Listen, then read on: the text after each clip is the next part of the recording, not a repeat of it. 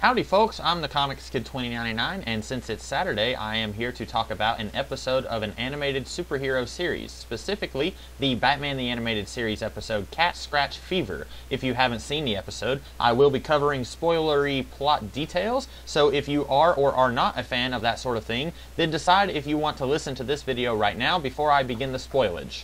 This episode begins with Selina Kyle in trial because of what she did in the two-part episode The Cat and the Claw. The judge is fairly lenient on Kyle, but warns that she will be much harsher if Selina returns to her life of crime as Catwoman. Then we find out that Selina's secretary slash secret lover slash whatever she is, Maven, is the worst person in the world and let Selina's cat Isis out and has decided not to even tell Selina this until Selina is home looking for the cat. Selina goes out looking for Isis, runs into some extremely dumb and annoying thugs working for Roland Daggett. They are trying to capture stray animals to inject a virus into them. The virus will spread to humans, and then Daggett and his company will be ready with the antitoxin, which will make them rich. Batman, suspicious of Selina, is, dogging her trail. I have no regrets, I had to say it. And that's how he gets wrapped up in this scheme. Selina gets bit by her cat under the influence, and then Batman eventually saves the day. Daggett's people are presumably arrested, though we don't know if Daggett himself was.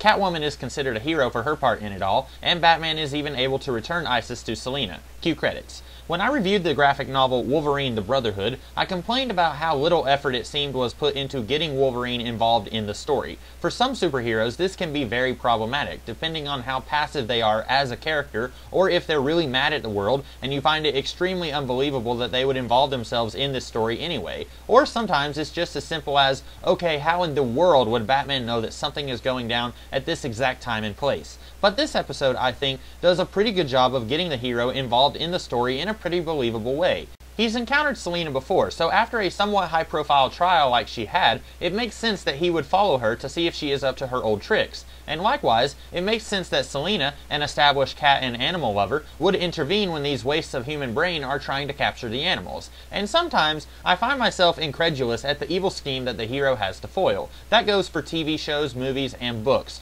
But this time, I found Daggett's evil scheme to be fairly believable. If this had been any other evil businessman, I would have said that this was genius. But this is Roland Daggett, who has been involved with two evil schemes in this show so far, and in the Clayface episode, his name was dragged through the, mud. I have no regrets, I had to say it. At this point, just how in the round world is he still in business and not in jail? I get that Gotham is a wretched hive of scum and villainy, or at least it is in some versions, though in this show I've never gotten the feeling that it is as much as, say, in the comics or in the movies. And I get that Daggett is corrupt and rich. I get it. But when you're caught up in producing a makeup product that destroys your skin and turns you into mud, and your name is connected to a scheme to blow up an entire neighborhood where human beings almost died, even if you have plausible deniability in one of those instances, I find it extremely difficult to believe that he would be able to continually buy his way back into the seat of power.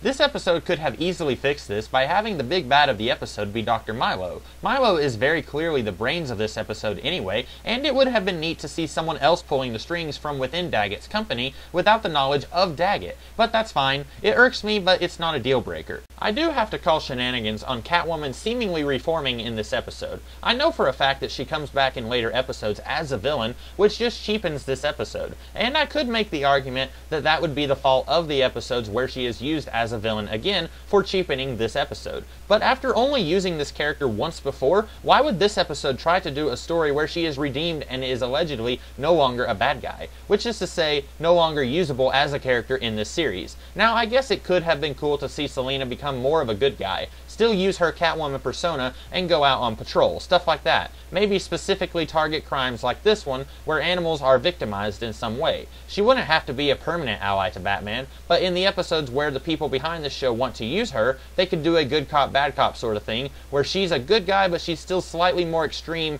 because of her history as a not-so-good guy. That would have been a neat way to play this character, and it would have been a good way to utilize the continuity of this character, which admittedly is something this show does not really do all that well or often. I guess I should reserve my judgment for the next episode to use her as a villain and see if that episode is any good or not. But I just can't shake the feeling that it's not, because it's flying in the face of what's established here, which I rather liked. Overall, I enjoyed this episode quite a bit. It shows that not every superhero story has to be a big end-of-the-world death and destruction plot. The core of this episode is very human, and the stakes are very human as well. But there is a risk to human life and evil to be trumped, which is all very good to have in a superhero story. I really don't think I had much of anything to complain about in this episode. I hope you guys liked this episode as much as I did, and I hope you guys liked this review. And if you did, remember, next week I'll be doing a review of an episode of Batman Beyond, and the week after that I will be doing another review of another episode of Batman the Animated Series. And don't forget to come back throughout the week to see other videos that I will be doing when I am able to. Until next time, have a great rest of the day. Catch you guys later.